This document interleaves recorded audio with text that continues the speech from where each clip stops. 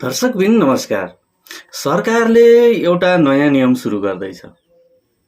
निजामती कर्मचारीहरूको लागि अहिले मासिक रूपमा बुझ्दै आएको तलब भने अब 15-15 दिनमा बुझ्न पाउने भएका छन्। दर्शकहरू, सरकारले यो जुन नयाँ नियम तत्कालै लागू गर्नलाई भनेर हिजो गृह मन्त्रालयबाट निर्देशन पनि आइसकेको छ र यो अर्थ मन्त्रालयबाट केही समयमा पारित भएर यो 1 महिनाभित्रै लागू हुने तयारीमा छ। त दर्शकहरू, यो सरकारले गरेको निजामती ऐनको निजामती कर्मचारीहरूले पाउने मासिक तलब अब 15 दिनमा पाउने भएका छन्। सरकारले गरेको यो निर्णय हजुरहरूलाई कस्तो लाग्यो? कृपया कमेन्ट बक्समा गएर कमेन्ट गरिदिनु होला भने हामीलाई फलो गर्न चाहिँ नभुल्नु होला। नमस्कार।